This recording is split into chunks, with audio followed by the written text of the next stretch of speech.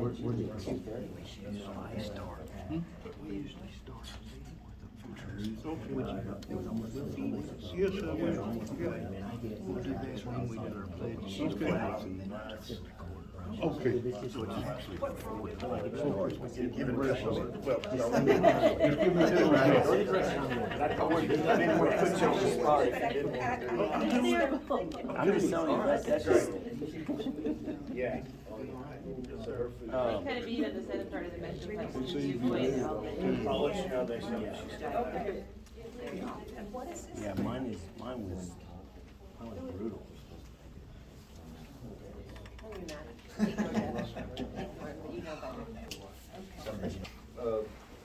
start with our invocation. Mr. Smith, would you lead us in a word of prayer? Yes, I would. Father God, we come this evening to this city council meeting. Father God, let it be what you want it to be. Father God, bring us close together. Father God, we all need a prayer. We all need a blessing. Father God, the world we're living in is falling apart, but we know you're in the fixing business. You will fix it. Father God, we want to bless each and every one of these city councils, their family. Lift them up, make them stronger, make them better councilmen, make them better Christians, and they'll be better people for this world.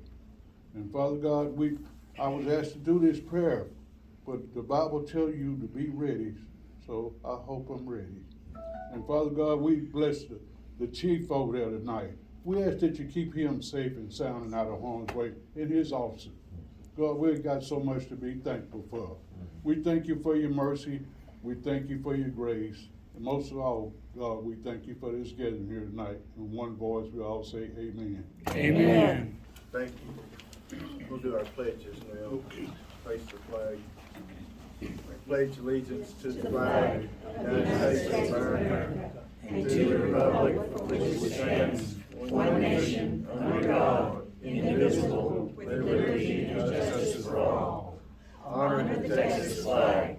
I pledge allegiance to thee, Texas, one state, under God, one and indivisible. Thank you. You may be seated.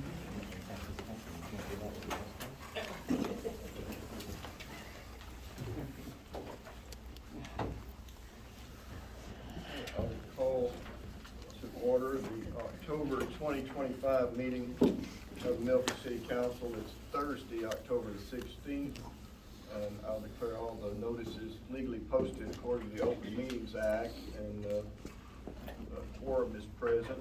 All council members are present, except for Council Member Patricia Byrd, and she's advised me that her husband is having some health problems, so I hope you'll all keep her in your prayers. Him and her both they're in your prayers, so I can't get the words out. And her presence is always a blessing to us. Open mic session. Do we have anyone that wanted to address the council? We have one, Mr. Mark Ozon.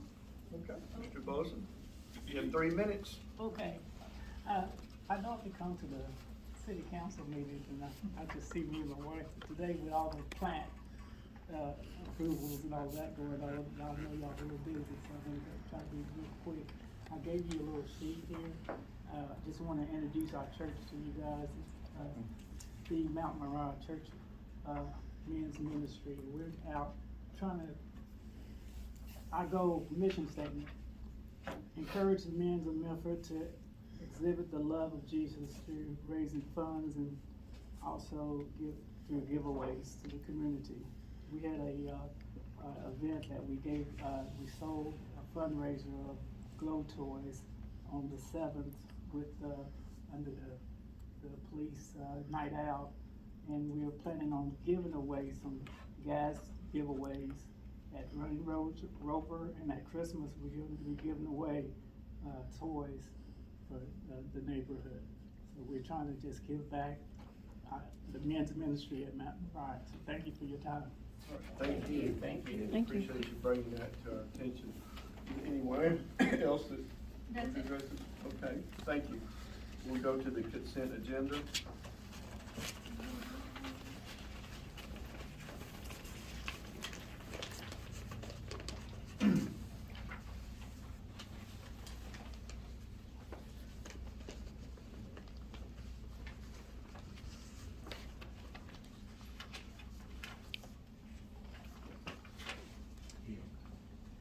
I make a motion that we accept the consent agenda as written. Motion and a second to approve the consent agenda for September. Is there any discussion or questions? If not, we'll proceed to vote. All those in favor say aye. Aye. Any opposed? The consent agenda is adopted. We'll go to departmental reports, parks and streets, water and sanitation, Mr. Washington.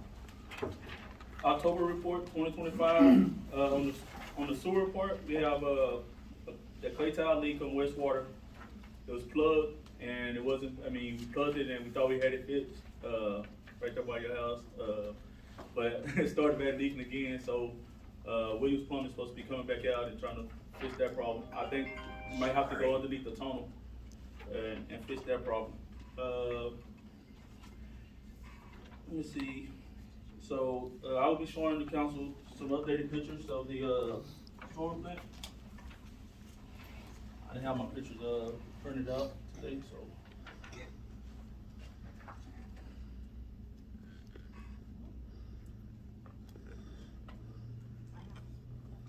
I'll be today, sorry about that.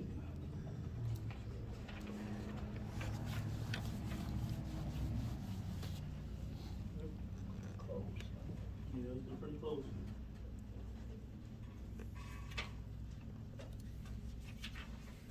Okay, thank you. Right. It's cleaner. Yeah, it looks nice. And, on the water side, we have a water leak on Main Street. We, require hydrovac, brick due to fiber optic and AT&T lines crossing the path of the leak. The leak is coming from the bottom of the fire hydrant, which has concrete pad around the base. Williams Plumbing will be getting back to me on the date to fix that leak, because it's gonna take a little bit more time, because they have a concrete pad and we don't have the right tools to fix that at the moment. The city has a new 2-inch water tap going in on Church Street, scheduled for Sunday afternoon, which, that was October 12, 2025. The tap is already done. The city will also be laying 1,700 feet of 2-inch water line from North Church Street to the back entry of the wastewater treatment plant to increase the water volume to the plant. The city had 22 door knockers, 3 turnoffs for this month, of September 2025 on the streets. The city now has road base and recycled asphalt to fill in deep potholes on Bosday Arc and other areas where washdowns occurred due to heavy rain. The city will continue to use bag asphalt only on potholes where it's likely to be effective and remain patched after rain. We sprayed weed killer on the sides of the bridge where the tall weeds is growing on the West Cross Main. We used the backhoe to pull out some of the trees and the weeds, and we also took the brush hog and we kind of went over that to make it look cleaner. On the parks, the city has 2 park benches with property damage, one beside the south picnic table and one on the west of the picnic table. I'm not sure if you guys seen that. It was damaged.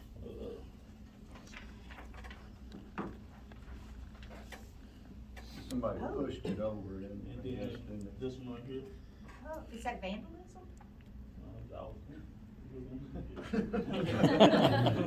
Not your department. No, not my department. I wouldn't think it would be somebody just sitting. No, I think it's. Oh, you see that? Yes, See that sir. one right there? Yes, sir.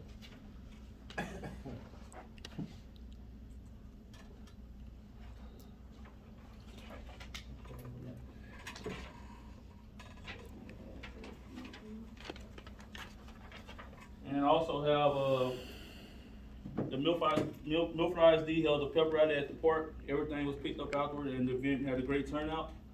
And also, the kids, the Milford ISD, they did some drawings for our city flag. So you guys just, I'm not sure when you guys wanna pick this out or what for the city flag for the city, so just pass it along.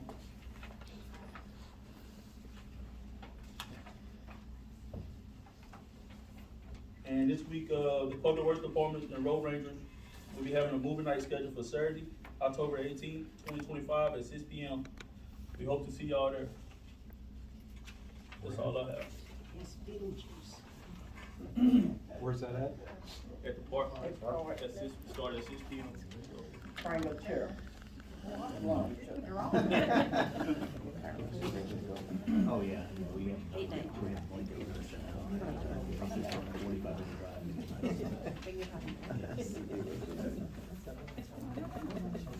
Yeah. All right, we'll move to, building inspection, code enforcement. Yes, sir. Under the residential side, we did 2 plan reviews. Both of them were approved. We issued 2 permits and did 2 inspections. Under the non-residential or commercial side, we didn't have any plan reviews, but we did do 6 inspections of non-residential construction. Most of those being at the school.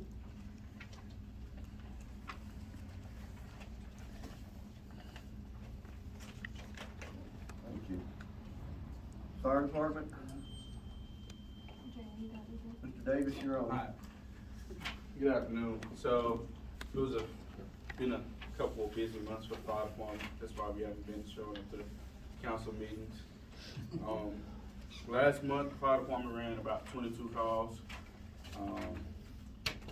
We had 2 mutual aid calls to Hill County. We also had a standby at Hunt Titan. They was doing some burn testing on one of their chambers.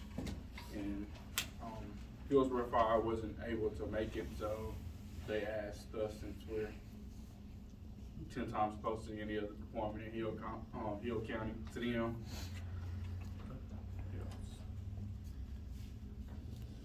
That's about it for the fire department. Okay, thank you. Municipal court? The court has been busy. Our citations are up, as y'all can tell. We're at 208 for last month. I will let y'all know it's already over that for this month. We had 133 citations closed out. And we had trials, bench trials this month, which we had 1 show for and 2 did not show, so they get warrants and FTAs. Okay, thanks. Next would be the police department. Chief? So, yeah, the tickets are up. Last month we were up 216. We're, I checked a while ago, we're at 230 for this month, 2 weeks still to go. So citations are up, traffic stops are up. Over 83% of those are occurring on the I-35 corridor last month, so that's the majority of your stops. We're catching the right violators, I believe, on that. You have in front of you, later we're gonna be talking about the policy, the CAT, TNR policy, so you'll have that. And soon we'll probably be putting out something on Facebook or the website or something asking for volunteers. That's what it's gonna take. I'm still working with the lady on that, so she says it's still a little warm yet for implementing that, so we still got some time. SRO position at the school, update on that. Next year, tentatively, we have an agreement between me and the superintendent to implement a full-time officer there. So budget-wise, we couldn't make it work this year with theirs or ours, so, but we do have a plan to make that happen. So that'll probably be posted sometime in May-ish next year, and hired probably in June to get them trained up and ready to go for the August start. There's a request, I believe, in here for a grant writer. It's gonna be about $2,500 issuing the grants, and that has to do with 2 of those items that we don't really need to discuss. But I wanted y'all to see those. That's why those are put in there, for the expense of what those cost. And I believe we can get some relief from that on seeking through grants and get those paid for, both body cameras as well as a block system, and how that works, and data collection as well as enforcement. About 2 weeks ago, Sergeant Johnson was working, it was on a Saturday night, and Flock is a camera system, it's a surveillance system. They have them up in Waxahachie. There's none south of Waxahachie in Ellis County. They reported it that real time, there was a stolen vehicle southbound, gave the description. Charles went out, stopped it and got the vehicle, stopped and apprehended the violator, took care of all that, still working that investigation. In fact, last week and this week, on Thursday and today, he worked with all of that task force on some of that, so, it was a pretty big case that I think was out of Alabama, so there's multiple agencies involved in that, so that was something that Flock was helpful, even though it wasn't ours, we were still able to help with that, so, let's see, I do have a reserve officer that's applied, looking to hire him, depending on the background check, pending that. Talking with him yesterday, he can probably work 2 days a month, it looks like, so that would give us some help, especially on the weekends and things, so, let's see. So the officers are wanting to switch shifts, so that looks like that's gonna happen very soon, probably next week. So, instead of having 2 on nights, we're having 2 on days and 1 to go to nights. They're basically flip-flopping. The entire department is meeting the needs of their families, and there's a couple of benefits to us as a department in the city as well. So Kim's probably gonna get busier, so with the tickets going up even higher, just expect that. I do have chief school required, I have to go 3rd through the 7th next month. I'll be at St. Houston State for that first week of November, so Charles will be here, my sergeant, so, and I'll still be available, but I'll be in mandatory classes, so I'll kind of be out of pocket for a little bit that week. Let's see, and brush hog. They have an old brush hog, correct? Yes, sir. That they're wanting to sell or get rid of, that's got some damage to it. And that's something, I told them we could auction if they wanna do that. We did get that auctioned off on that truck last month, so I think that netted, what, $510 gross dollars? That's smart. Yeah, I mean, you never know. Yeah, So, yeah.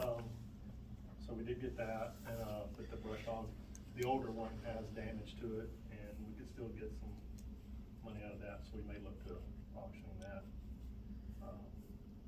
here very soon, so. Other than that, I have nothing else, unless you have something you want to discuss. Does the Flock cameras, that helps us with coordinating with other law enforcement agencies? Yeah, so what Flock is, what you're buying into is 2 things. Number 1, it's surveillance. Number 2, you're buying into their nationwide system. So if you have say you're looking for a certain vehicle, and you've got a license plate, and you punch it up, and it tells you what cameras they keep hitting. So it'll tell you, okay, well, this is probably where they're living, so you can narrow it down. Another thing we did today, I signed an interlocal agreement with Dallas County to do their AIS, which is Adult Information System. Doesn't cost us anything. It allows our guys to, if they're working a case, let's say something happens out here on the highway or whatever, and someone flees and we have some information, they can go into Dallas County's information system, punch up what they got, whether it be a plate, a name, whatever, come up with information that they've handled that person, what address, and phone numbers and things like that. So some information sharing that we got that done today, looks like, I've sent it over to them, so they've got their county judge has to sign off on it, but everything looks fine, so. But yeah, the Flock is, they would set cameras up at 308, as well as out on 35. They would have one camera that's facing road rangers, kind of the details that they were showing me, and that would be a 24-hour recording, so we would be able to access that if something happens. Pull that up, it gives you full digital portraits as well as film from the outside, because inside of the road ranger, you're gonna have plenty of their videos as well you can capture, but outside and leading in there, and as it records plates, so the one camera is gonna record every plate that goes by, and it's gonna keep uploading. And then you can have it to alert. Obviously, if it's a stolen, you want it to alert to you in real time, and you can go get it. You can have it alert for warrants. You can have it alert for certain, just felony warrants, if you just wanted that, or if you wanted to hit for registration violations that are more than 6 months out or a year out. So that leads you to other issues like insurance and things like that for that driver. So, there's a lot of information that could be useful for, not to mention data that we could access other cameras all over the country and pull up if we're looking for a certain vehicle or something. I wanted to say, I like the towing business. What's that? I like the towing business right now. The tone? Towing. Towing? Oh, yeah. Yeah, what'd we get? 11. 11 tows last month, and it was only 2 weeks, so, it was nice little Yeah. deposit, so just for, towing, but it's fluid, because, there's always some mannerisms of when we may not tow, and Yeah. sometimes we would, but most of the time, we're hitting because of no insurance, and if they have an SR suspension or a DL, we'll hit them for that. Okay, anything else? I know you got some things on the agenda, we'll get to that in a Yeah, little bit. we'll talk to that. You got some guests here, I wanna get to their Absolutely. business first. We'll go to number 5, discuss the city's Texas General Land Office Resilient Communities Program grant. That's me. Mr. Aguilar. It's not actually me. Speak about that. It's your grant administrator, but she had something come up, so we worked together a lot, so I said, I'll come. Since I love visiting with you guys, I'll come do it for you. So I have a little deal here, but a couple years ago when I was here, actually sitting right over there, I told you guys how we had gone to the county and got you this extra $1.4 million for the plant, right? And it was great, the city wasn't gonna come out of any pocket out of your money. Well, at the same time, we had applied, or Kim had gotten with the grant administrators and applied to the general land office, or wanted to get money from the general land office for you guys to have like a new comprehensive plan done that includes like zoning and all those things like that. So, so that money that the city would qualify for is about $270,000, but no matching fund. It's all grant money. Okay. So what we want to do, since it's been a long time, what was it, 2023, the end of 2023 that we did this? Okay, so we awarded it, the city awarded it to your grant administrator in 2023. But because we've had all this other stuff coming with the ARP money that was given through the county and through the city, and we had this one thing going, we didn't want to have multiple things going with these big at the same time to maybe hurt the city. So we want to do what was the best. So now the grant administrator is getting ready to submit the application on the city's behalf, and what the intent is to do exactly that. Now, what she told me is that it'll be a comprehensive planning and zoning ordinance, building codes, and flood damage prevention ordinance. That's what it will get you guys a new thing. So we will be working together with the city, and we're going to be doing it with them. So that's why I'm here, because we're going to be doing it with them since we work with the city so much. But we have to submit it. So we just want to make sure that next month there's going to be an ordinance that you guys, resolution that you guys have to pass or accept next month. So we just didn't want to show up next month with a resolution and everybody say, well, what's this for? It's so that we can submit the application for this grant and get you guys the money. But it all has to be submitted in by December. So that's what we're gonna try to do. We're gonna try to go for the max money, which I think is about $250 or $270, something like that, is the max money for your population. And so we're gonna try to go for the max money, and then the General Land Office, which is the federal government, will come back and say, well, no, we only wanna give you this much, or yes, since your last planning document wasn't done for 10 years, then you qualify for the full amount, and they'll just give us the full amount to start going. They typically give you multiple years to get this done, but we don't wanna wait multiple years, we wanna get it and just start going. So we just wanted to inform you, nobody probably remembers that a year and a half ago, you guys awarded this to Trailer and Associates, so, as your grant administrator. And Lizette is the new grant administrator, Lizette Howard. She's great, you guys will love her. I've worked with Lizette for a long time, but she's never worked with you guys. It's always been Melinda with their firm. But now Lizette's here, she's great. She's on top of things, she's really informative. She's really informed about everything else too. So, that was all I'm coming here for, was just to make sure that I made you guys aware, so next month, when you have the resolution brought in front of you, that you guys know, okay, this is what this is for. All right, yes, let's go ahead and move forward and let's get it going. So. Is Howard gonna send us the Yes, resolution? yeah, she's working with Kim on all of that stuff. She just had a family situation come up tonight, so, So I told her I like to use the wording that they like to use, so.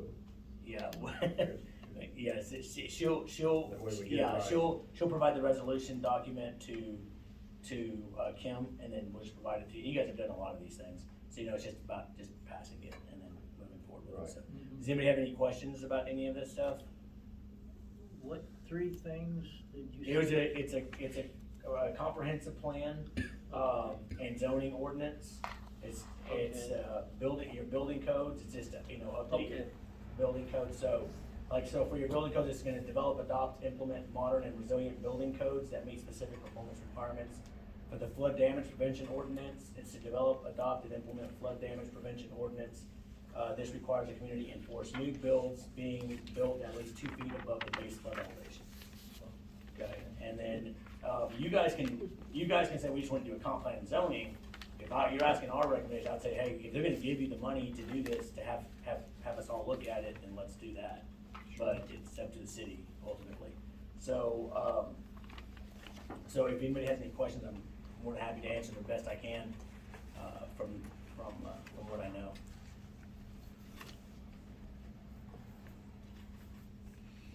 And I did that good, huh? That's great, that's fantastic. Thank you for Right. being All right, here guys. and Hey, sharing with us. I appreciate you guys having me, and then y'all just call me if you need me. And I spoke with a couple of you guys about giving me a call a little bit later. Yeah. Okay. Yeah, thank All right, you. guys, thank y'all. Thanks, kid. Stay right, yes, sir. Everybody stay safe. Yes, sir, thank you. Number 6, discuss and review concept plan for Warner Reserve Plan Development. Mr. Davis? I wanted to first just thank the police chief. He's gonna let me use the flock system to track all the developers that come into the city, so I know when they're here. I'm Jeffrey Davis. We started looking out here in Milford about 2 years ago, trying to find the land for power. As y'all know, the power stuff has disappeared in the state of Texas. So Mr. Warner, who has owned the ranch for 43 years, something like that, really wanted it to be conserved. He really loves the property, he loves the land. My business partners love the land and love the preservation of land. We went to TCU. TCU told us there'd be no 1,000-acre ranches left in the state of Texas in 20 years. So what we decided to do in Warner's Reserve is to put about 93 home sites that are 4 to 10 acres or bigger. And there's 1,000 acres in the middle, so every homeowner will own a piece of the 1,000 acres. We're gonna put some golf course holes out there. We're gonna put, we're not gonna disturb any of the property in the middle. Over 1,000 acres of it will stay that way and be owned by the homeowners. We've asked the mayor and everybody else we've talked to about annexing into the city. We think there's some benefits to our clients to be able to say that they're the city of Milford. Our 1,915 acres is currently not in the city limits. We think it'll generate about $1 million a year once it's completely built out, and additional tax revenue from Milford. There's lots of excitement. We're having about 2,000 hits a day to our website and social media platforms, which is gigantic. We've got 4 or 5 pre-sales for people that want to come out here and preserve the land. And we're a real friendly, hands-on developer. I've been in the city almost every day for the last 9 months. If anybody sees me and you have any questions or want to know what we're doing, I've cleared up a few misnomers with some people in this room before. We're not tearing down Mr. Warner's house. We're not putting 1,000 homes out there. D.R. Horton is not building in my subdivision. We think the average lot price in the subdivision is over $480,000 for a single lot. Most of the houses will be $1.2 million or more. What? Oh, sure. You don't slap on They all have one. Yes, they have it in their folder. We think it's awesome. I've been developing subdivisions for 20 years. I discovered Hutto, Texas.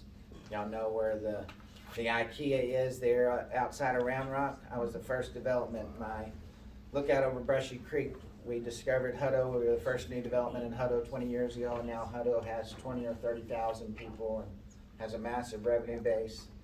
We're not looking to do that. We like the peace and quiet of Milford.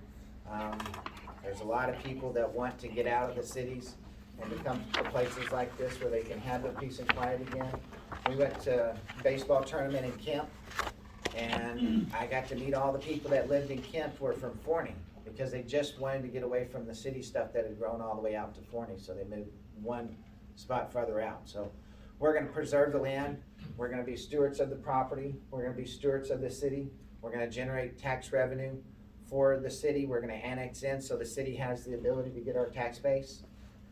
If anybody has anything that they want, the mayor's talked to us about some baseball parks, so we have, in the last 2 weeks, been trying to compass somewhere on the front part of our property where we could put some baseball diamonds so that we can turn it over to the city and they can generate some money for it, for some baseball leagues come out here and throw some pitches.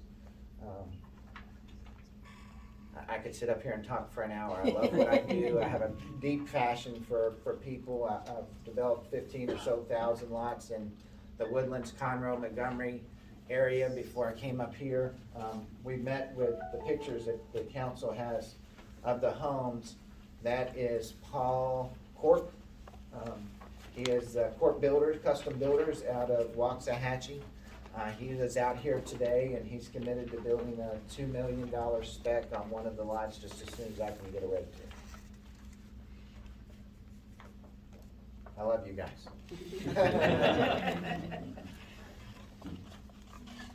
Does anybody have any questions of me? My engineer's here. This is Landon in the back. How's it going? He has the world's largest engineering firm here in Fort Worth, Texas. One day. One day. Yeah, one day. He's a Texas Tech grad, so we love him dearly. You know, we're all local.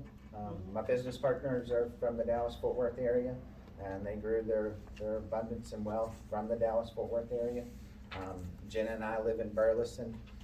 He lives in Waxahachie. Landon's in Fort Worth.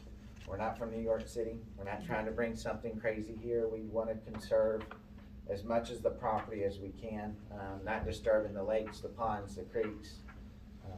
We think it's an awesome opportunity for the 90 people and what it'll bring to the city.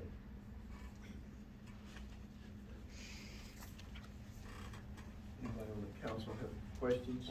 The star on the map is a star that we've talked to the city.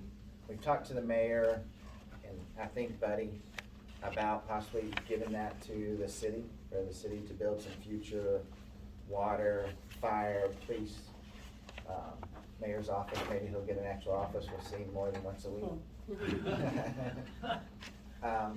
So we're open to a lot of things. We're not the greedy, hardcore developers. We want to see the city grow as much as we want to build something beautiful.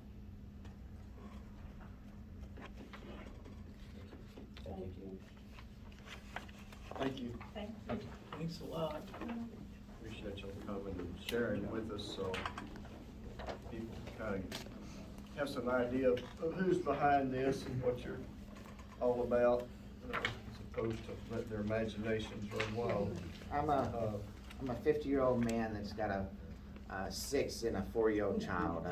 I am all about the family, and I want something great out here. I'd love for my kid to come play baseball out here and go ride his 4-wheeler out here. I mean, that's the goal. I want my kid out here someday. Yeah. Thank y'all for y'all's time. I have a 4 and a 6-year-old at home, so we're gonna excuse ourselves to go put them to bed. Thanks for having our time. Thanks for seeing us. Y'all have a great day. Thank you. Thank you. Commissioners, good seeing you. I think we had decided to table 7 and 8. Just some delays there that need to be taken care of before we go to final consideration on those. The reason we have final and preliminary at the same time is that we've already looked at it pretty thoroughly, haven't we, Mr. Martin? I'm sorry. Christian Meadows.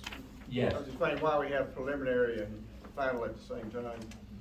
This subdivision's been going on now for 3 or 4 years, and so I kinda came into it and at the end stages.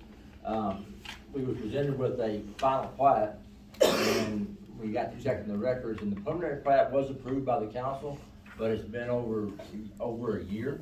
It's been like 15 or 16 months ago since you approved the preliminary, and by your zoning ordinance, the preliminary plat's only good for 12 months. So before we can approve a final plat, they had to come back with a preliminary plat. So that's what we've been waiting on. And while we was doing that, we found a technicality that, trying to find out the land on the, I don't know what side is that, what side, on the east, west, whatever side, the It's the correct right-hand side off of 308, whatever. Side, yeah. Yeah, that land has never been zoned. It's in the city, but it's never received a zoning. And so we can't plat it until it has a zoning designation. So we've asked the developers to come back in with a zoning application and a zoning exhibit. And hopefully we can get that taken care of soon enough. I think the mayor's even considering doing a call meeting to try to expedite their approvals, if they can get here with the zoning exhibit fairly quick. But that's why I think tonight both that items number 7 and 8 need to be officially tabled until we can bring them back off the table. Okay. We'll pass over those two then. Just wanted everybody to know why. And the final plat has, we do have engineering on the final plat, so they're good to go, except for the fact that we figured out they don't have a zoning. Unless somebody knows something different, because the zoning map we're looking at is 2009 version. And we can't find any documentation that it was done since 2009, so. Well, we'll take care of that. Yeah. If there's not an objection, I wanna go to the agenda items that involve, Chief Southard.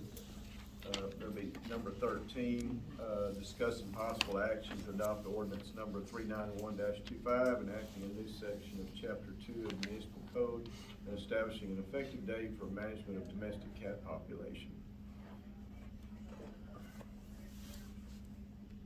We talked about this last meeting we had.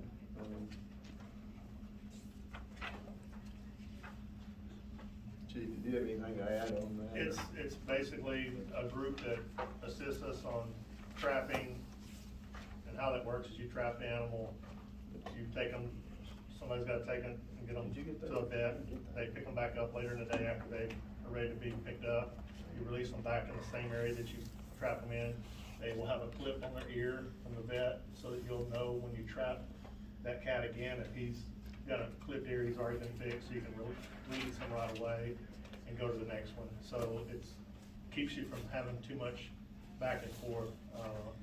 Early on, she says expect to have no repeat cats getting trapped. It's just gonna be, as you get further into this program, and it's about $25 per cat to have them spayed or neutered, but that's the way to control your cat population. But to bring them back to the area that you remove them from, that's one of the most important things that they outlined to me, that they recommended with most of those programs. So the cats will still be running around? But they won't be reproducing.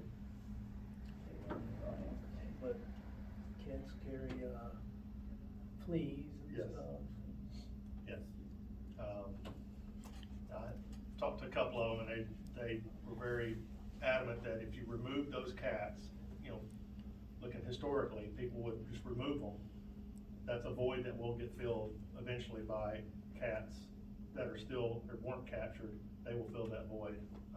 So it's problematic, unless you were to completely eradicate, which is not ideal, because you'll never really get to that point. So you have to spay, neuter, and control, and that's the way it works. We're actually fixing them where they can't reproduce, but they control the turf. Exactly. And keep out the cats that would reproduce. Right. They still fight and all that kind of stuff. Plus rodents and You'll still see them everything fight, else. you'll still see them do that, but as time goes by, the population will dwindle because Correct. they're not able to reproduce. And you don't wanna totally eliminate them. Right, it's a humane way to do it, Yeah. so that's kind of, when I've talked to multiple people, this is kind of where they steered me. So there's a difference between domestic and feral? Yeah, a little bit, so You're talking about feral cats too? feral cats mainly, yeah. My sister's involved with that, she lives out in the town of Spring, and she traps feral cats and has them fixed and just turns them back loose. Turns them back loose, and you clip the ears, that way you can recognize them pretty quickly, that you don't waste a trip to a vet with a cat that's already, Yeah. taken care of, so. Any, All right. a motion or discussion?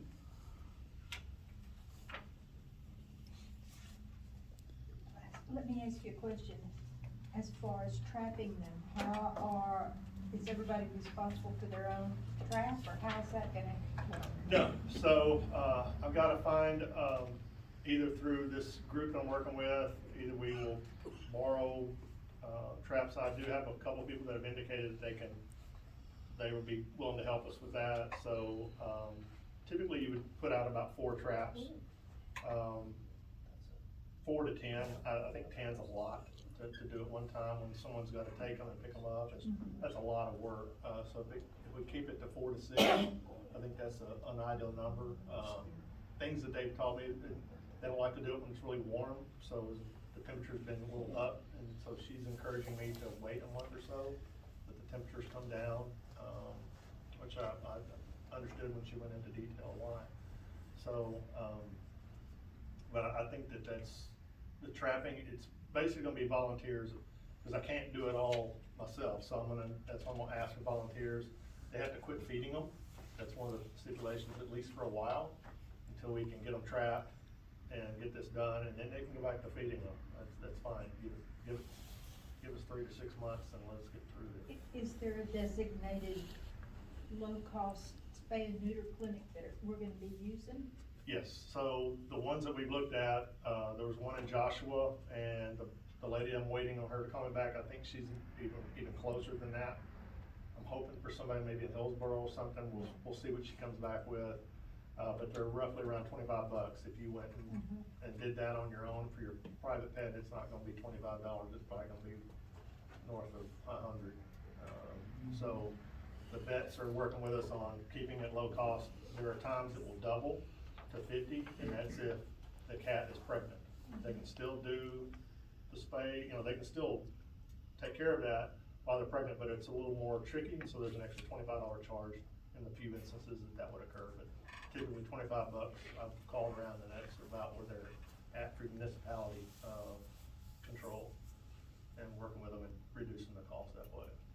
Well, would this be done on, like, collect the animals and keep them in a place and then take them all at one time, or would it be on a daily basis or as needed? Or Probably, when I've talked to her about that, she indicates she would do it weekly, or bi-weekly, every 2 weeks, and she goes, so, it depends on how many you're doing. If you're doing 4 to 6, she goes, I would do them maybe once a week or every other week. If you're gonna do a lot, she goes, then the problem there is you're gonna need multiple volunteers to transport and then go pick them up later in the day. Cause you gotta get them there by 8 or so in the morning, and then you gotta pick them up at around 4 to 5. Well, is there gonna be a central holding area, or do we keep them at our own homes, or what? No, so the way, when you trap them, the way she's described it, you will trap, the traps will be placed, let's say, in the evening, in the afternoon like now. The next morning, you would come back to that trap. Volunteers, we would go back, look, see what we got, take those cats that morning, let's say a Thursday morning, let's say we did it on a Wednesday night, Thursday morning we would take them. Thursday afternoon, we go back, pick them up, bring them back, release them. So there wouldn't be any of the keeping them, beyond, they'd be in a cage, basically in a trap overnight until the next morning when we go with the volunteers, we take possession of them and take the trap, and the vet will handle it from there and then put them back in the cage. We'll come back, release them, and you can then reset that trap at that time. She encouraged me not to do that. She says, once you release, at least wait a couple of days. So she goes, that's why a lot of times people do it like on a Wednesday or whatever day we agree to take them to the vet, you would do it on the night before. And that way they're not in that cage very long, and people aren't having to feed them and all that stuff. It just tries to clean it up for everybody and make it a little less stressful on them.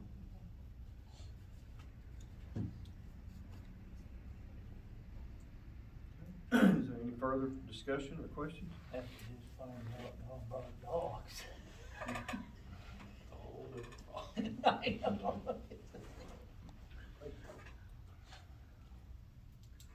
I'd like to make a motion that we adopt ordinance number 391-25, enacting a new section of chapter 2 of the municipal code and establishing an effective date for management of domestic cat population.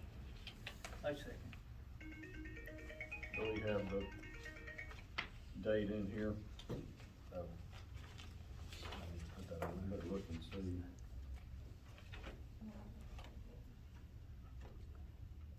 Yep, I have we've a- got the right I have a language. question. Suppose that a cat is trapped that belongs to somebody, and take them and get them neutered and, or spayed, and they bring them back, and that person's mad, but the cat's been fixed. Right, that's part of the danger. If they've got a chip, the vets typically will check for a chip and tell us, hey, this cat belongs to this address or this person, just like you would a dog or anything else. Okay. So that's one, I guess, safeguard they place in there, but beyond that, I don't know. It's kind of, that's why it's like an education campaign. I'll have to put this out, this is what's happening, please stop feeding. And if you have a cat that you let roam a little bit, you might wanna keep them inside for a while. Well, suppose a cat that's already been fixed is picked up, but it doesn't have a notch on the ear, will they just notch it and let it return it? So they'll clip it, and that way we know, Okay. for the future that once you trap it, just release it immediately. Interesting. Do we have a second? I second it, I second that motion. Okay. Huh? Second your own. Any further discussion? Yeah, the way it reads, it goes into effect as soon as it's published, after its enactment. So all those in favor of the motion, say aye. Aye. Okay. Any opposed? Okay, ordinance number 391-25 is adopted, enacting new section of chapter 2 of the municipal code and establishing an effective date for management of domestic cat population. We'll go to number 14, discuss amending the code of ordinances by repealing the existing section on golf carts and all-terrain vehicles and replacing it with section 10.1200, use of off-highway vehicles and golf carts. And this is for discussion only tonight.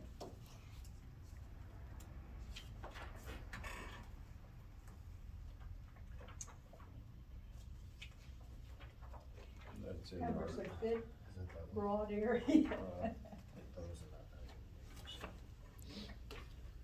think it's in our, It's in there. it is? Yeah. It's in Yeah, our, that's in here, but. Way at the back. We're going to start making a table of contents. Yeah. Yeah. It's right before the Axon close.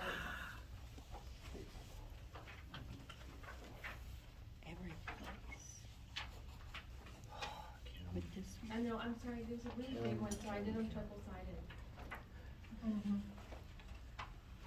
No, I'm Don't seeing blame you. No, It would be that thick. It's right after the audit. Oh.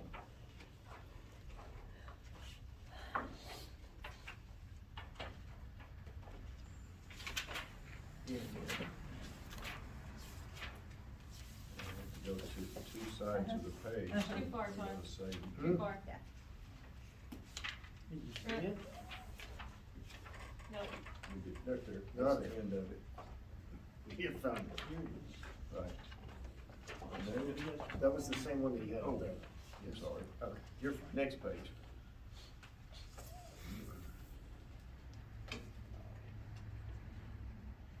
I guess, my question would be, what,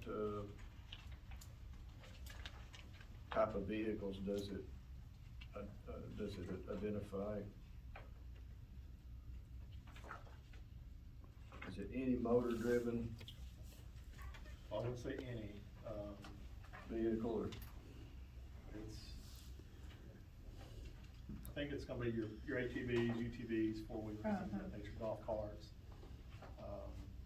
That's the way I interpret it. I don't think it's going to be like your motorized scooter things that you see the kids using, it's not gonna be that. Lawnmowers. That's not my intention.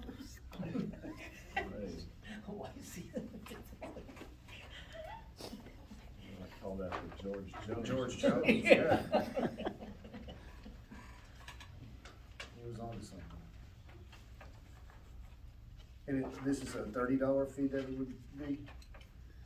Yeah, and we kinda talked about, you know, getting a sticker that would identify it readily, and be an annual, and we change the sticker maybe a little bit each year, but,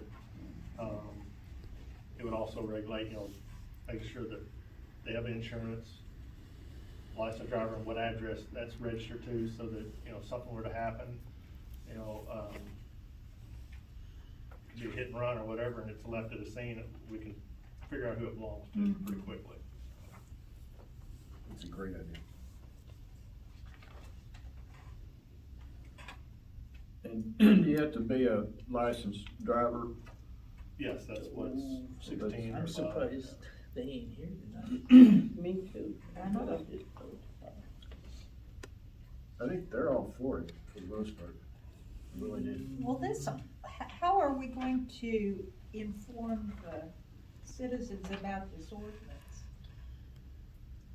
What was we discussed that. Yeah, it's, We'll tell them. yeah, we'll be able to post it on our website, we'll obviously publish it in the paper, On Facebook, and get it on Facebook? Mhm. Okay.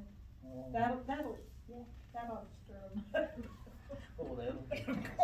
I know they already know about it, because when we did the parade a few weeks ago, a couple of them that run the parade came over to me when I was down there, and they were like, hey, are we okay? And I'm like, well, there's a parade exception to, I put that in there, so, and it's not even been discussed, much less put in place. I'm not, Well, carry on, you know what I'm saying, so. yeah. Yeah. But that parade exception is for, if it has to do with the parade. Right, and No. they were in the parade, Okay, so I was like, yeah. you can go on, you can continue on, I'm not here to do that, so. 'Cause I think they had a few of them in the ATVs. and- Right. Paragraph H gives those exceptions. Yeah, B has prohibited operations, has got some provisions that we probably need to look at and get some public input on. I like number 2, we may have to teach these younger folks how to use hand signals. I know, yeah. Most of them got driving license, they ought to know what Well. signal to use. At least one of our council members learned how to drive vehicles that didn't have any working turn signals. So I had to learn how to do that. It's embarrassing. It's not that I'm that old, but the vehicles I was driving were that old and in disrepair, so. That was a close one. I had to, they were old trucks, things like that. I took my driver's license, to test using a vehicle with no turn indicators. That just shows you how old It's I am. kinda tough when you don't have when you have manual steering and no signals, That's right. but, you know, we survived. Yeah, I like some of this about the, being restrained, people being in each other's laps and overloading, because I know sometimes. Yeah, you or get standing several or riding. standing on the back, whatever, Mhm. that's kinda dangerous. So you're just discussing it. Yes, we can fine tune it as we like. And what about on Main Street, since that's a US highway, is there any restrictions on that? Or? It's gotta be 35 or below, which you have my preference would be you can cross Main Street, but you can't. Right. I don't know anybody that's gonna be in the main, lane, they might be on Might be on the the side, side, which, you know, that's kinda okay, I guess, but for a short distance, I wouldn't want them to go from here to, you know. Is that the same with Water From here, Street? from here to school. Yeah, it's a long way. Yeah, yeah, Cause you can cut across and then go Yeah. down one of the side streets, it's not near as busy. sure. What was that? Water Street being the same thing, or you okay with Water Street if it's registered? I just know there's a lot of traffic that goes to the Road Ranger. I have not been doing it at all. Mine can barely get out of our park. It's got 3 wheels on it. It depends on where we go with this, to me, because if you go to make it, there's a way to get a plate, from DPS on them, each one of them, and register them, just like you would, and make them almost like a street legal vehicle at that point. I'm a lot more, lenient when we have that option, if we're gonna go that route, so. Well, this includes having seat belts. How many seat belts are actually on an ATV? They all. Do they? Yeah. Okay. A lot of them won't go above a certain speed. Well, that's good, but, But people will seatbelt them in behind them and yeah. do that. So, but I mean, I've worked too many fatalities with especially kids in them. Yeah. That I wanted to put that in there. And I don't know, it depends on what vehicle he shoots, probably not gonna matter, but I mean, it's just another safety measure. In my younger days, I flipped an ATV and broke my shoulder. They're easy to turn over. Oh, yeah. Sure, yeah. So, I know of a lot of accidents. And as far as with the that. city, we're gonna be, not sued or anything, right? As far as an accident or something, you know? There's a provision in here Yeah, for I that, understand that. hold harmless or something like that. Yeah. Yeah. I like it. You have it in here, a provision about the slow-moving vehicle emblem. Yeah, here's one about the. I don't know if they're usually equipped with that or not. Yeah. I'm not familiar with them. Tractors are, but not usually necessarily those, so. And I think that comes into play as to where we would allow them. If they're gonna ride, let's say, Water Street, you know, where the speeds kind of go above 35, certainly. And as we all know, some of these ATVs, they can do highway speeds. I mean, there's some of them that can really get up. And others, That's my. diesel powered one doesn't go faster than 30 miles an hour. It just kind of depends on which vehicle we're talking about. Yeah, Well, if they've got lights on them, front and back, I think they're okay. They've got lights, and it's, to me, that's, you know, that's a big part of it. I mean, cause you see them and they don't have lights and they're running, and you got lots of issues there. So I think it just depends on, which is part of why I like the 16-year-old and above with a licensed driver, because they know, have your lights on, they know what the vehicle's supposed to look like. They've driven before, they can judge distance on some of the speeds if they're crossing 77 here and there's an 18-wheeler coming. I'd rather it not be a 9-year-old making that judgment call to cross or not, you know? Well, I just wanna say, I'm not. And I'm not against, I love them. I don't wanna put, restrictions on people, cause you know, it's a rural area, but on the other hand, we're getting more and more traffic here, and these are people that don't live here, they're in a hurry to get on through, and, it gets more and more risky. Well, I enjoy it, I mean, riding mine, I mean, they're a lot of fun, but I mean, I'm just trying to come up with a way to make it safe and a way to identify one if it's involved in something. Right. Cause I know if, highway patrol catch you, they told them, they stopped a man in Avalon, he was on 34. And he told them, don't you know this is a $5,000 fine, this vehicle's not supposed to be on the main highway? So he's, I'ma warn you this time, but if I catch you again, you gonna be out of $5,000.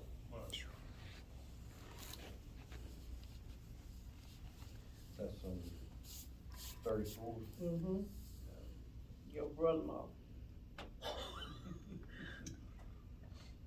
I'm just mostly Well- concerned about those underage. Right. They're the ones who I really don't. Yeah. I'll worry about They that. don't have the experience to judge that distance and speed that's coming at them when they're crossing. That's right. That's the issue. And if it goes 60 miles an hour, then they're gonna push it to the limit. I think we ought to maybe put this out, for people to see, and then, you know, invite comment, I and think we'll that's see a what, great if idea. anybody's got any, I agree. good, suggestions that we need to consider, we need to see about, amending some of this language, or adding to, taking from, whatever. And so we can make a good decision at our next meeting, and go ahead and implement it where our officers can, have another tool there to help make us safer, make our community safer. But I didn't want us to act on it, that's why I put it on here with a discussion only, because sometimes people get a little upset if they weren't given an opportunity to, you know, to have some input into it, so. So we'll do that, and, if there's not any further discussion, we'll go on to something else here. Number 16, discuss possible action to approve a contract with Axon Enterprise Inc. for purchase of body cameras, dash cameras, and storage services. So what that's about, our WatchGuard system that we have was bought in 2018. We have basically one working good camera for my officers. And so what happens is that battery can get depleted depending on how many batteries we have, and we're running out of those. So when I contacted WatchGuard, they did not want to repair it. They weren't real interested in doing a whole lot with it. I then contacted Axon. That seems to be the industry standard for police body cam and dash cam videos. I talked to the district attorney about it.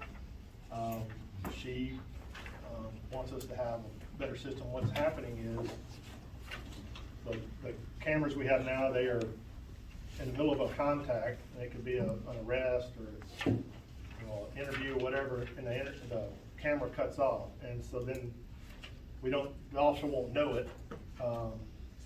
Later on, I get an open records request, I go to pull it, and then the allegation is made against me that, well, yeah, you Turned it off. You turned it off. I'm like, no, you gotta understand, we've got an old system here, I'm working with the best we got, what we have. It's not anything intentional, but it's the allegation of that that's bothersome.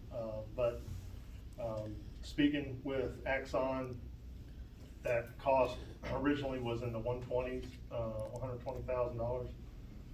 She got down to that. The original, and it's an annual payment. It's a pretty neat system. It allows for, every 2.5 years, they change over your equipment. Your body cams go to new equipment at 2.5 years. That's what you're paying for, and your data storage.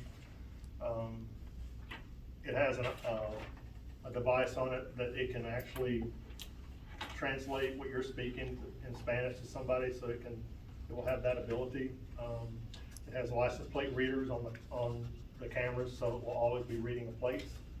So if you're driving down Main Street and it reads the plate and it detects that's a stolen, you're fixing to turn around and go make a stop. So it gives you a lot of data, and it protects us on the equipment. She goes, at 5 years down the road, you say you're done with us, we come out at the end of your contract and we change out your equipment to brand new, and you have brand new equipment. Now you need to go find storage for it, which is always the big ticket item, really. But I think, I just wanted y'all to see what that's gonna cost, and I think with a grant writer, I think I can parlay that down quite a bit. There may be a matching fund in there if they do 50+% or something like that, but at least I can get that down even more. But I won't know until the spring, so we're gonna have to work with what we got until then. Is this something that when it's paid off, it will be ours to own, or is this like gonna be recurring? The system, they would come in and put in a new system. They would take out our watch guard. She goes, you can sell that or do whatever you want. I don't know that we'd get anything for it, because it's, like I said, it's pretty dull, pretty old. You get a new system, 2.5 years, they come in and they change out our body cams. Dash cams stay. They change those out in the initial contract. 2.5 years, they change out body cam. At 5 years, they change out body cam and dash cam, and you decide if you wanna continue with a new contract. The price of business, and that is gonna go up in 5 years. But she says, if nothing else, at 5 years, you decide y'all just can't do it anymore, you're at least gonna have, we're gonna hand you new equipment, new batteries, to get you down the road at a minimum, which is what we don't have right now.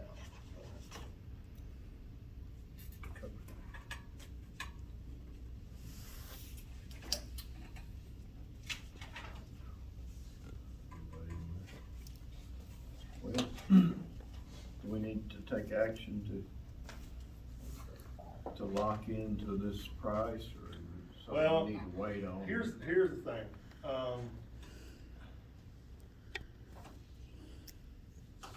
It's 5 payments. The first one, and if you notice how she staggered them, she backloaded some of them. Right. The first one's lower because I would use forfeiture funds to pay the first year. So there would not be a budget hit until next year if we wanted to move forward with it. I believe I can get some grants to help cover some of that, but I don't know that we would. It's one of those, I think we can, but you just never know. Yeah.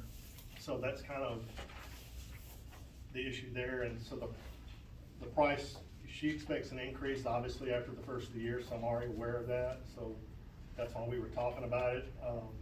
I have signed the contract with her with the intent that it's not binding until we have a meeting and talk about it tonight.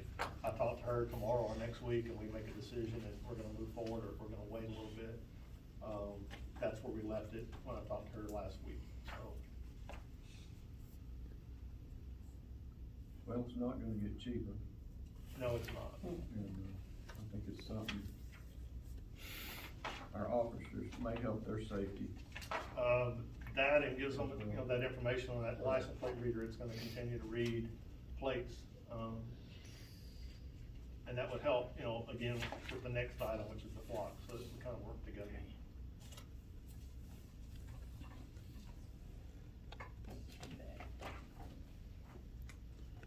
So the flock is gonna be in addition to this?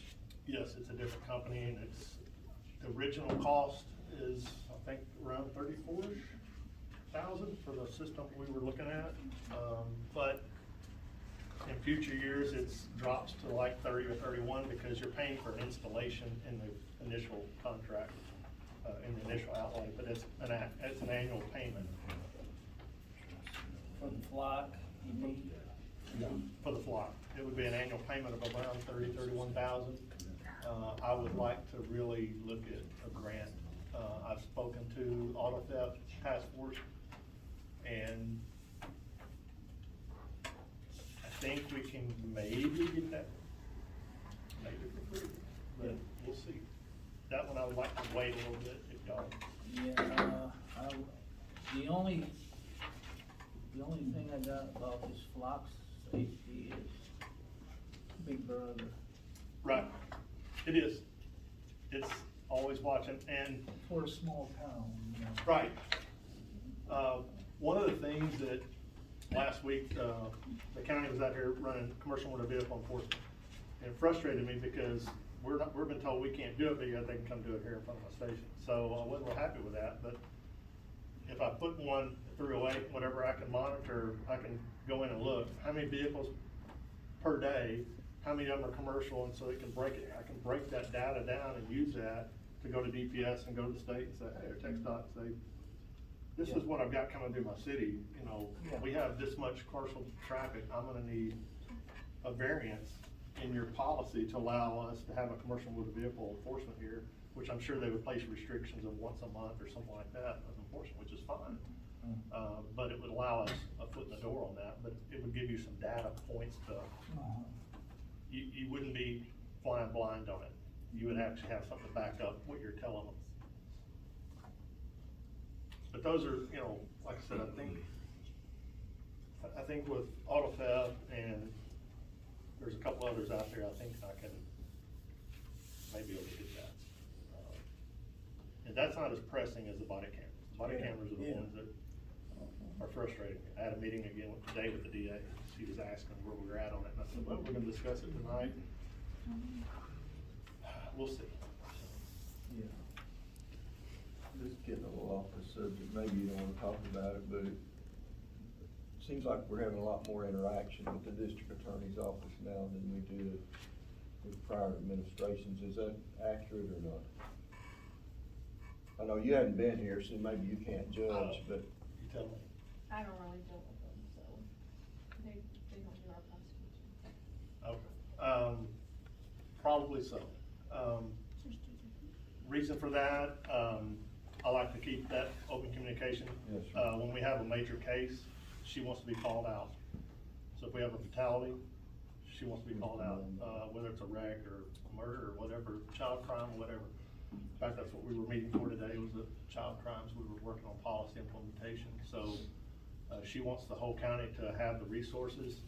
I've met with the sheriff. He's gonna allow that if we needed it for crime scene purposes, to use this crime scene. So I'm trying to keep that open and meetings and dialogue going so that when I pick up the phone, they don't ask who's it, you know, they know who it is. Appreciate that. That's something that we've striven for years, is to have better communication with the other agencies in the county, and I think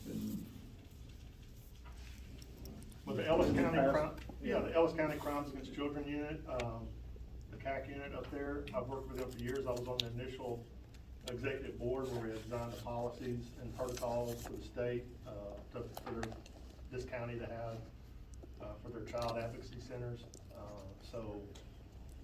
In fact, I was sitting with them, those two ladies today. I'm very good friends with them. I text and talk with them all the time. And so I guess that familiarity I have with them is Helps a lot. good for think so. And one of the investigators was there today, the DA investigator, and me and him got a kid out of Mexico that was being trafficked a couple of years ago, and we were talking about that today. They brought that up and said, you need to tell them, y'all, you two work together, y'all didn't even know each other, and then you ended up doing this and getting that kid, all the way down to Mexico City. And I said, yeah, when we worked an international case, he filed charges from Midlothian on these guys, so. But I guess, again, my relationship with them is pretty good over the years, so. We considered that when you were interviewing. I guess I can reveal that, but yeah, I think in the past that some of the communication with our agencies hasn't been the best, and I think a lot of it, they just didn't, some of those to the north of us just didn't take us into consideration much, for whatever reason, but I'm glad that that's changing. Yep. And we appreciate your efforts at doing that. Well, let's get back to our agenda item. What do we want to do with this proposed contract?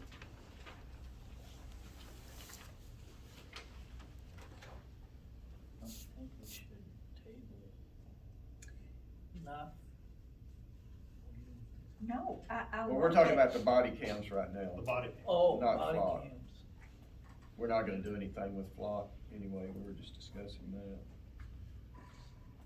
But I hate to see, it's a commitment of money, but on the other hand, I can't see an officer doing work and then it turns out that part of it's not recorded and it's effort wasted. Well, I will say that's one of the issues that DA has been talking to me about. When I get a lot of requests from the district attorney, investigators, as well as the DAs, the ADAs, and they'll say, well, we need the video on this, and I'll send it to them, and they go, only a partial video, and I'm like, I know that, give me what I got. Or what's happened the last couple of weeks, the cases are from 24 or whatever, and it's too old for me to download them to a thumb drive, whereas this system is not a thumb drive system, it is a cloud system. So I can go in and click on it, email it to them. There's no, I don't need It to. saves you time. I don't have to drive up there Right. with a thumb drive and a pack and all this stuff Right. and hope it works, and they've got to, there's none of that, it's, send it to them.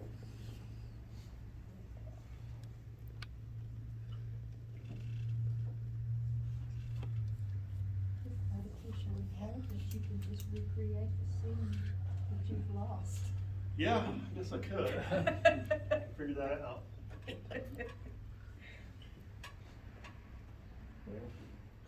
We have a motion. I'll make a motion to approve, a contract with Accent Enterprises, Inc. for the purchase of body cameras, dash cameras, and storage services. I second it. Is there any further discussion? So, money. Well, he's paying for it. I've got your first payment, and I might be able to get the next, I mean, it's gonna, Okay. the first 7,500, I pay it Okay. forfeiture. So you don't, there won't be a payment till next December roughly. So, Okay. that gives me a lot of time to come up with other funds.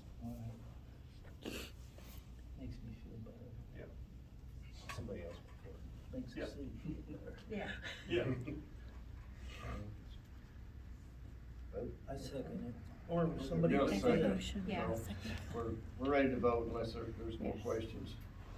If not, all those in favor of the motion say aye. Aye. And any opposed? The contract with Accent Enterprise, Inc.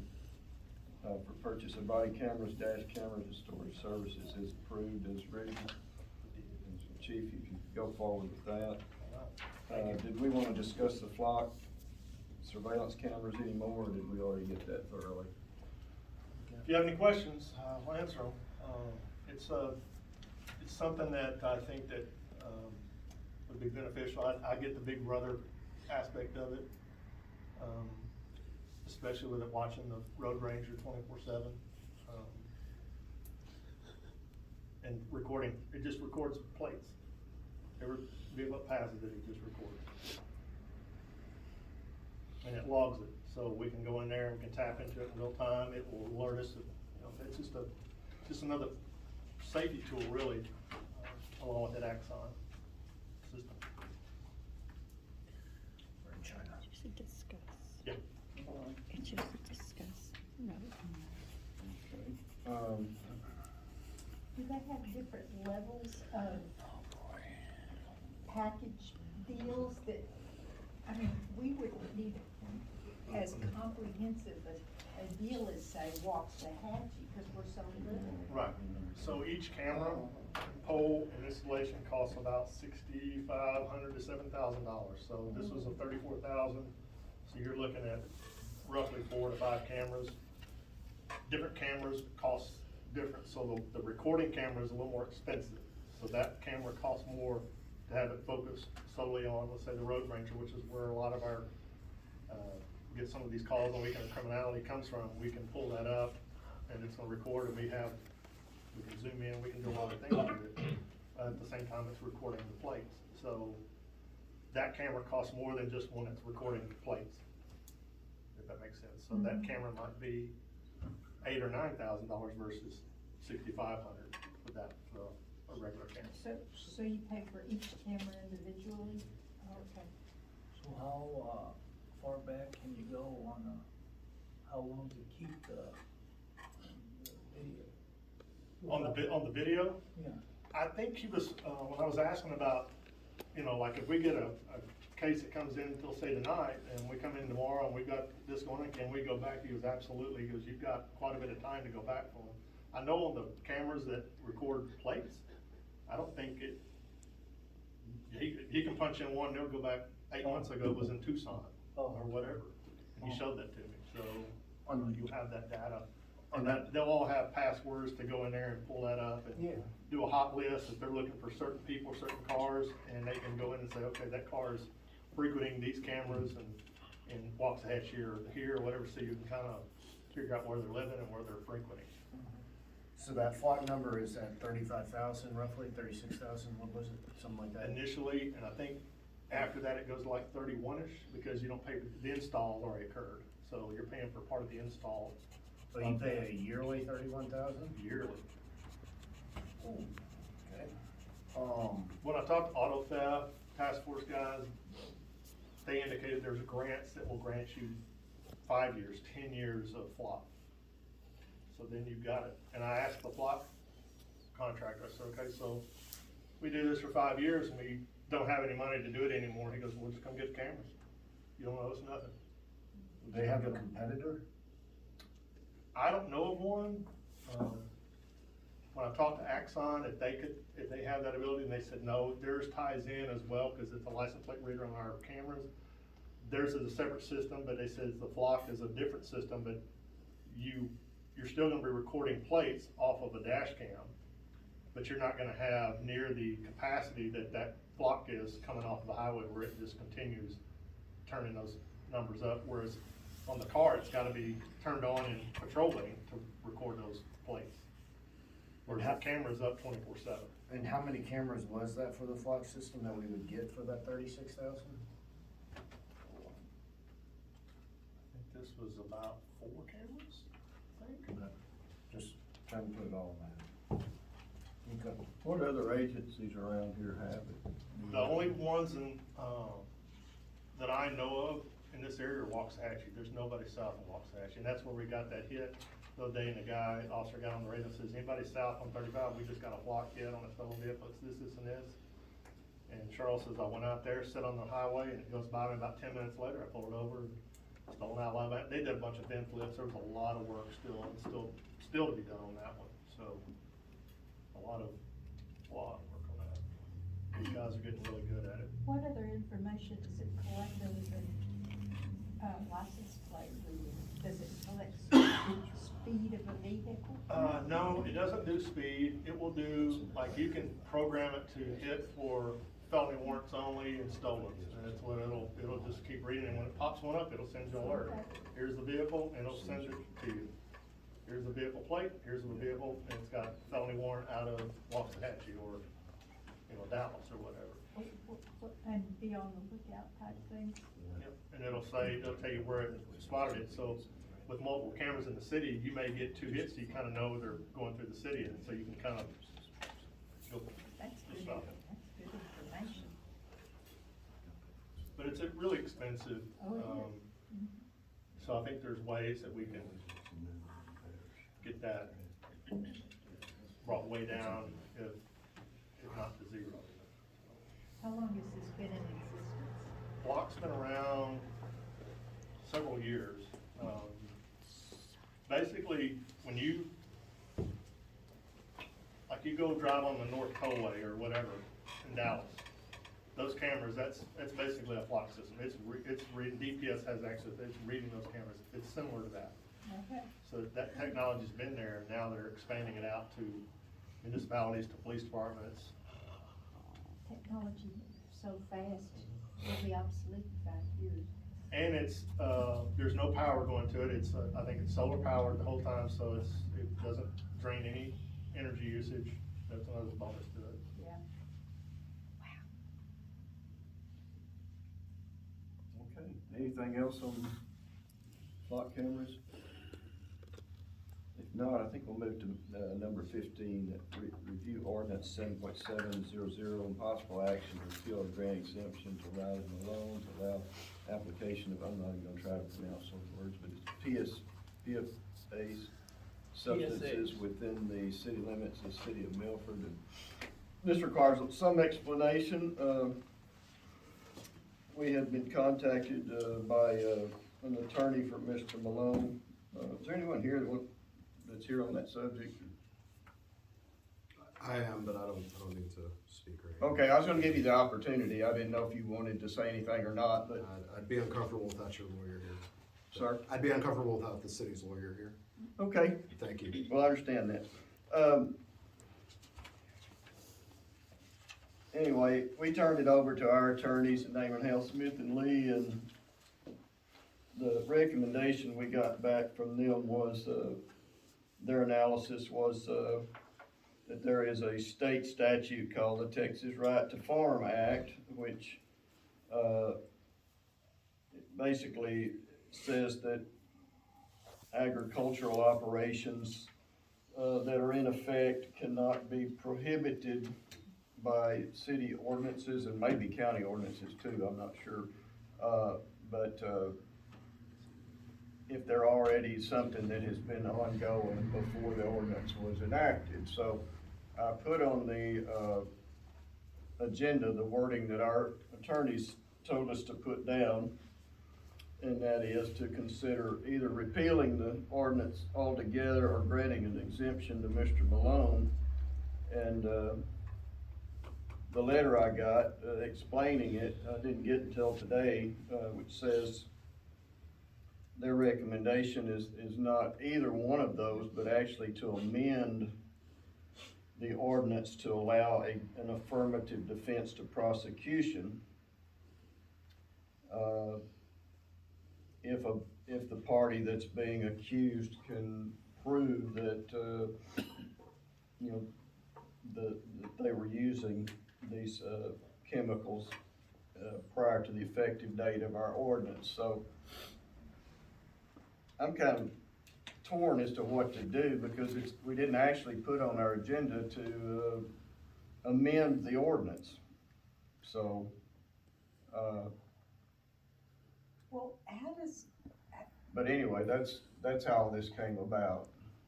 but part of the issue is that it's seeping into our waters. Correct. Underground water, so that is an issue that goes beyond just farming. And then just not doing the water, it causes cancer. Yeah. Anybody with high blood pressure, anybody with high cholesterol, it affects your health. Mm-hmm. You can say it don't, but it do. It's like that awful smell we smelled for 2 weeks. I know. But That's the state overrules cities. I'm just You just putting it out there. putting it out there. That's what our attorneys have recommended, that we do this. The people in Johnson County, they got them to stop doing it over in their area. I don't know how they were able to do that. I don't know. What'd you say, sir? No, they're still applying in Johnson County. Are they?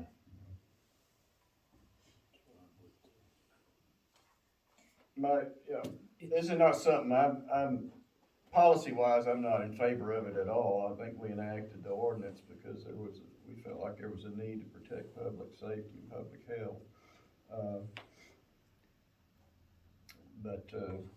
And we're certainly not bowing to any pressure that's being put on us. But, you know, our attorneys are advising us to take this action, so that's what I wanted to put before the council. I would agree. But I'm not sure that their recommendation is in line with our,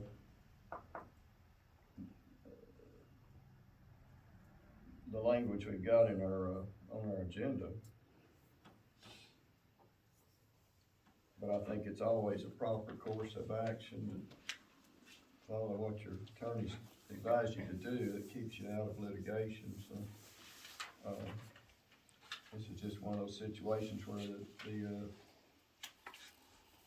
there's a state law that keeps us from taking the action that we took.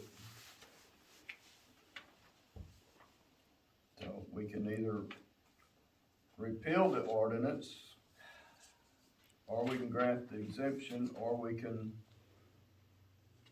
come back. Of course, if we repeal, we can always come back and reinstate with the defense. That's one option. The other option is to not take action and just consider the amendment at our next meeting. We need to have it rewritten the next day. Well, if we're gonna follow our attorney's recommendation, yeah, we have to put an affirmative defense into the existing ordinance. And of course, if we repeal the ordinance tonight, then we would have to reenact the ordinance with the amendment language in it. So, of course, that exposes us for, you know, for that window of time before we reenact it, someone could use it. I don't know that they would, but, then they would be able to get around a restriction. I'm just worried about some of the land of this Mr. Malone's is in a floodplain. Right. And I don't know. I'm not sure what the remedies are, as far as nuisance suits, either public or private. I would assume more than likely that the city would not be able to file suit, but I don't know about private individuals, if they feel like they're harmed by, chemicals that he applies that travels onto their property, and affects their land or water or whatever. I'm not sure if this statute affects that or not, but it's not really our concern as a city council.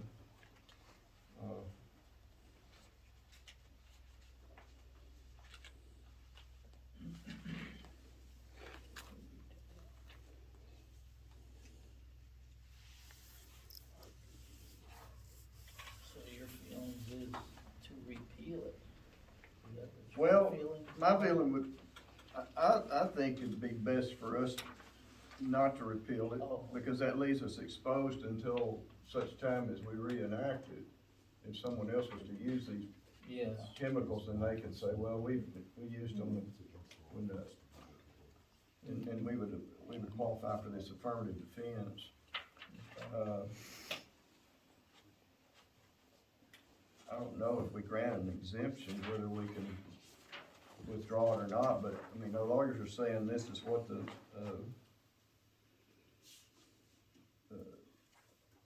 prosecutors would prefer to have it written as an affirmative defense as well.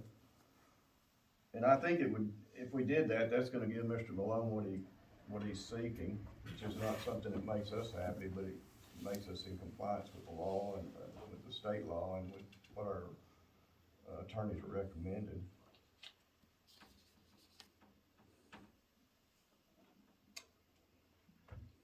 I'll defer to you. And two, I would say this, he's not in any danger as long as we don't bring charges against him, which we're not gonna do. So. Yeah. I would think that if we table this and put it on our agenda for our next meeting, then I think that would probably be Yeah. the best course of action, considering what Yeah. our council is advising us. And of course, they're not here to answer questions. If we need them to do that, we can bring them to the meeting and go into executive session and flesh it out. Yeah. But there just wasn't time to put all that together today, but we did want to get it on the agenda and get it discussed. Yeah. I'm So, for table. we don't want, they're getting some pressure from Mr. Malone's counsel, so they wanted to show good faith that we're trying to work with them and avoid litigation. Yeah, I agree there. And we table it till next month. And if we have a meeting between now and then, we can certainly Yeah. consider putting it on the agenda for that. Yeah.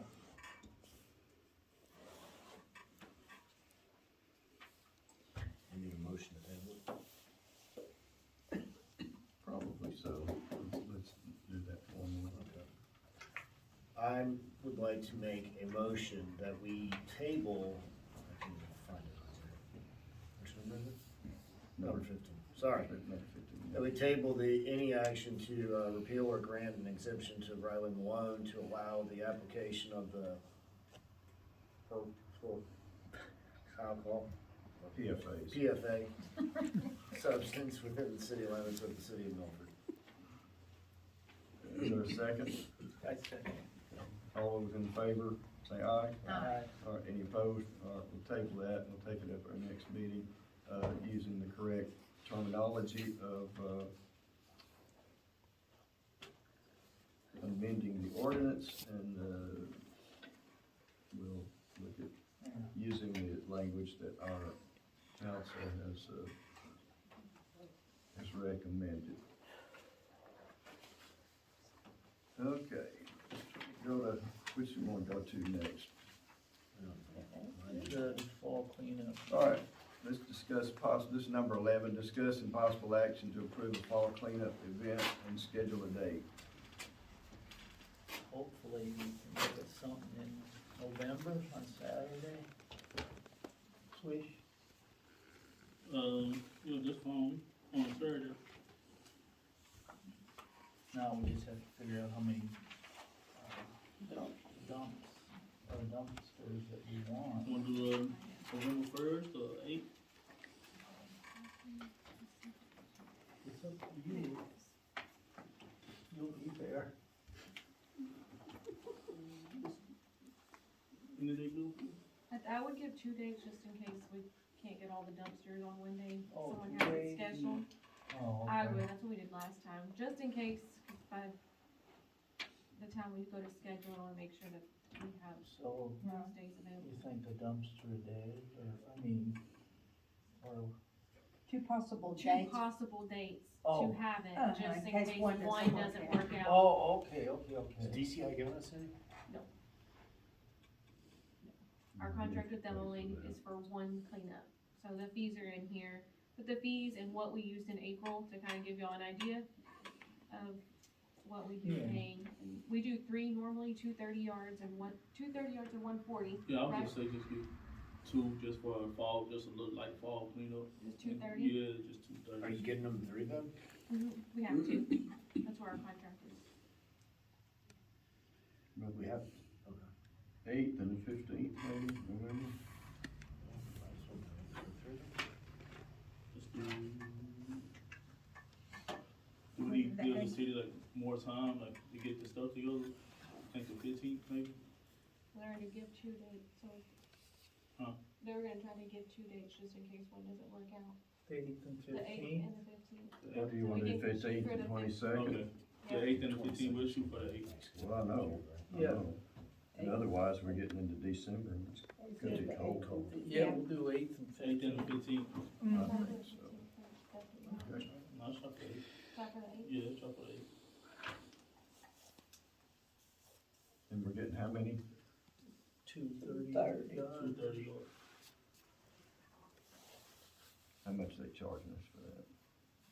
$450 per 30 yard for 7 days, and then $60 per ton when it's dumped. 450 for 30 yard? 540 Boy, just like she won. 540 for the 30 yard, and then 60 per ton. And it's about, in April, it probably averaged about 3 tons per dumpster. Now, that dumpster probably gonna fill up pretty quick, so first come, first served. That's right. Yeah, it's getting to be a popular thing. I think it does good, though. Yeah. Okay, Yeah, we got a yes. motion on that? I make a motion that we approve a fall cleanup event on the 8th of November or possibly the 15th of November. I second that. Okay, is there any further discussion? All those in favor of the motion, say aye. Aye. Opposed? All right, motion carries. We're set for either November 8th or 15th. Is the availability of dumpsters. We're gonna determine that. Okay, number 12, discuss and possible action to review and approve the 2023-2024 annual financial audit. Within our packet, we don't have anybody here, from our auditors to explain this to us, but that's, not the most riveting lecture presentation we ever get here, so, I trust that y'all have read this and kinda understand it. Most of us have been on the council for several years and kinda know about audits.